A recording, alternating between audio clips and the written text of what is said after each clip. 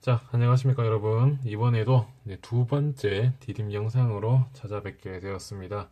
자, 이번 시간에는 무단통치기의 두 번째, 이 경제정책에 대해서 배워볼 시간을 갖도록 하겠습니다. 먼저 1910년대를 대표하는 일제의 사업은 여기 보이는 바로 이 토지조사 사업이라고 말할 수 있습니다. 먼저 여기 있는 이 토지조사 사업을 박스 먼저 치고 이제 시작하도록 하겠습니다. 자, 일제는 이 식민 통치의 기초 자료를 확보하기 위해 1912년에 이 토지조사령을 공포하고요. 1912년에 토지조사령을 공포하고 바로 이 토지조사 사업을 시행하게 됩니다. 먼저 이 토지조사 사업의 명분을 한번 볼게요. 일제가 이 토지조사 사업을 어떤 명분을 내걸고 시행을 했는가 보면, 먼저 첫 번째는 이 토지조사 사업이 지세 부담을 공정히 하고, 첫 번째. 다음 두 번째는 근대적인 토지 소유권을 확립하기 위한 것이다 라고 이렇게 일제가 선전을 하게 되거든요. 토지조사 사업이 지세 부담을 공정히 하고 근대적인 토지 소유권을 확립하기 위한 것. 이때 당시 일본을 보면 당시 지세의 부담이 좀 공정하지 않았습니다. 어떤 기관에서는 뭐 더 많이 뜯어가기도 하고, 어떤 기관에서는 여러 세 개의 기관이 하나의 세금의 명목으로 이 한 사람한테 세금을 이렇게 뜯어가기도 했는데, 이렇게 지세 부담을 공정히 하고 그리고 근대적인 토지 소유권을 확립한다라고 이렇게 명분을 걸었거든요. 당시 토지를 보면, 이게 땅이라고 하면 토지 소유권자가 이렇게 한 명인 사람도 있지만, 이렇게 토지 소유권자가 뭐 두 명 또는 세 명 또는 이거 알 수 없는 이런 토지도 있었거든요. 그래서 이런 근대적인 토지 소유권이라면 일전 이 하나의 땅에는 이 한 명의 주인만 있다라는 이 근대적인 토지 소유권을 확립하기 위한 것이라고 말했습니다.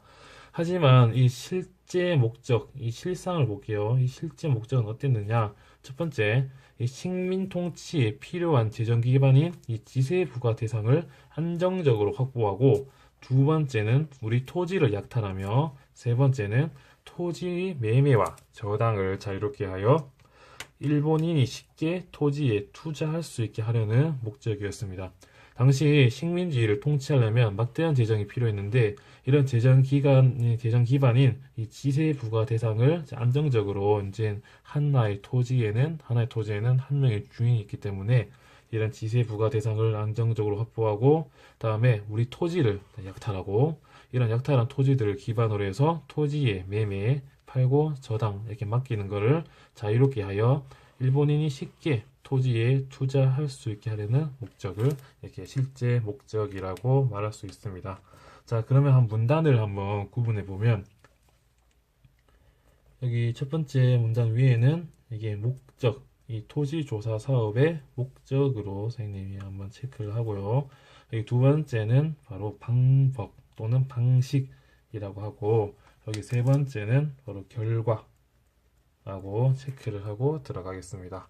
자, 이제 이 토지조사 사업의 방식이 어떻게 진행되었느냐 그냥 보면, 저 토지조사 사업은 총독이 정한 일정한 기간 안에 이제 해야 됩니다. 기간 안에 토지 소유권자가 직접 신고하여 소유주를 인정받는 바로 이 신고주의 방식으로 진행이 되었고요.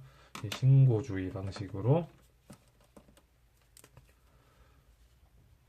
이 토지조사 사업이 실시가 되었고, 거기다가 선생님이 추가로 하면 바로 증거주의입니다. 증거주의. 이 내가 이 땅의 주인이라는 증거가 없으면 마찬가지 자신의 소유지로 인정받지 못했고요. 그러면 이렇게 목적과 방식의 결과 어떻게 변화했느냐? 먼저 이 토지조사에 약탈된 대상을 한번 보겠습니다. 대상.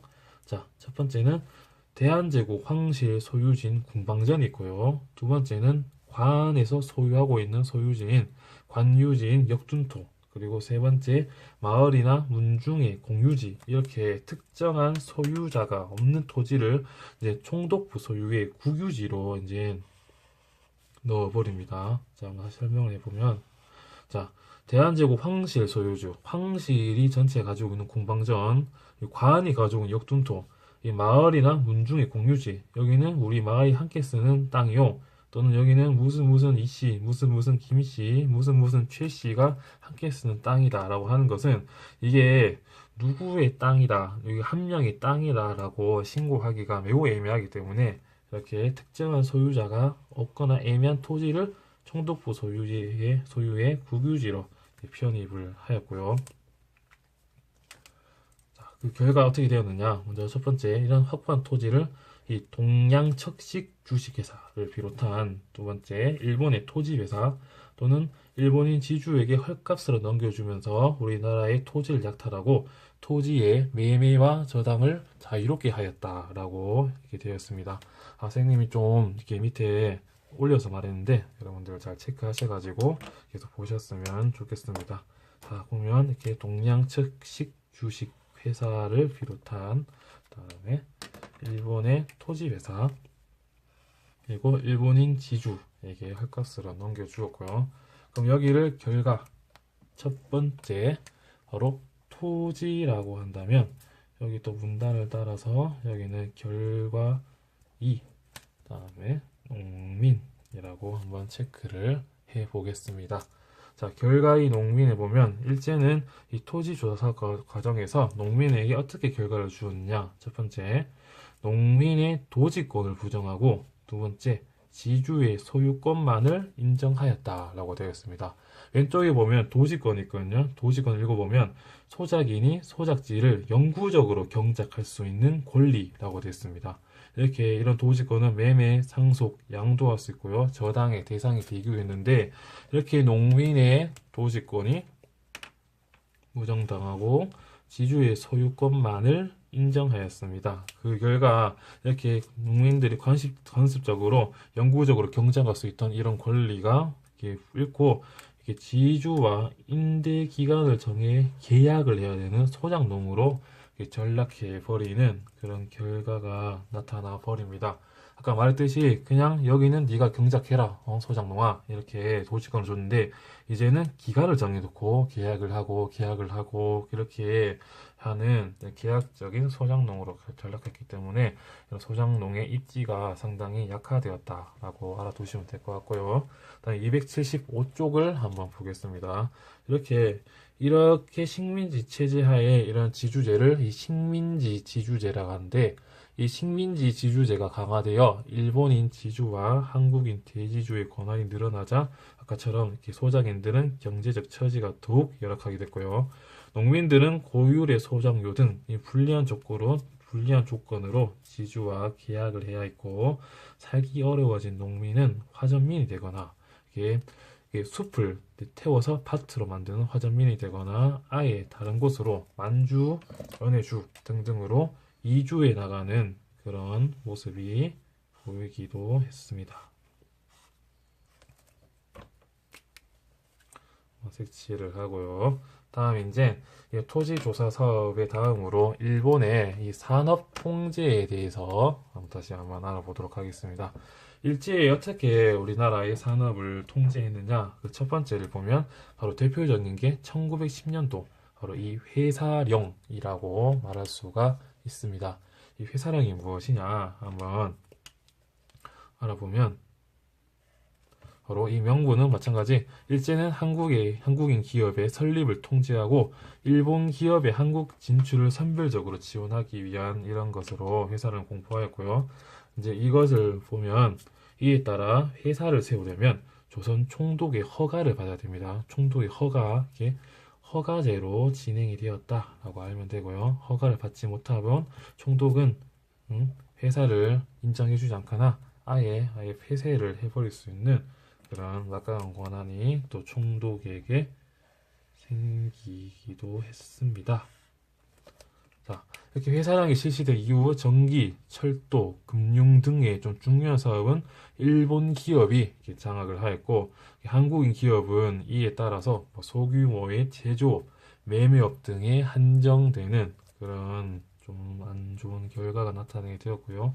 그러면 문단을 구분해 보면 이 위를 회사령 하고요.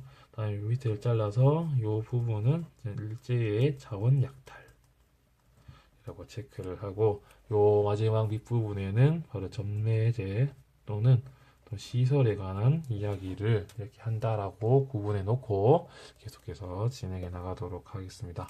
이 밖에도 일제는 어업령, 물고기를 잡는 어업령, 그리고 나무와 관련된 삼림령, 그리고 세 번째 광물을 캐는 조선광업령 등을 이렇게 발표해서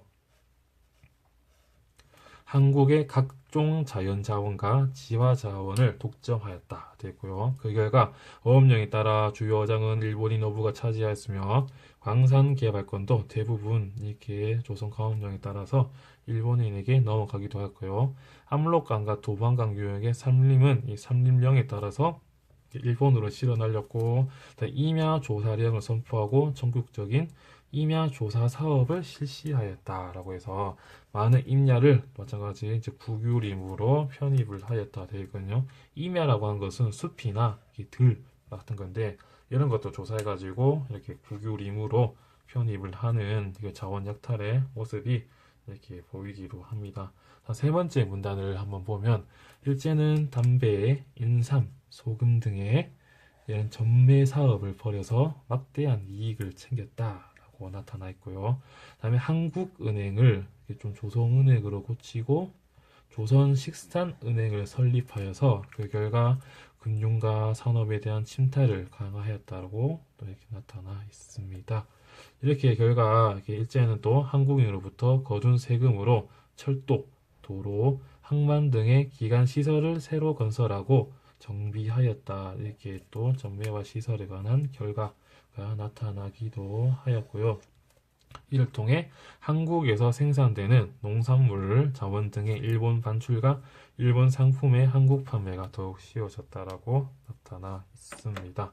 이때 회사령의 실시에 관한 이런 것들을 보면 회사령 설립은 조선 총독의 허가를 받아야 된다라고 되어 있고요. 그 다음에 이걸 위반하거나 이거 쭉쭉 할 때는 총독이 해산을 명할 수 있다라고 해가지고 이렇게 회사령의 실시가 허가제 그리고 총독의 좀 강압적인 분위기 속에서 실시되었다라고 알 수 있습니다. 자, 이번 수업은 여기까지라고 하고 여러분들 꼭 뒤진 영상 꼭 보고 오셔서 다음에 수업 시간 교실에서 같이 활동형 수업으로 다시 만났으면 좋겠습니다. 감사합니다.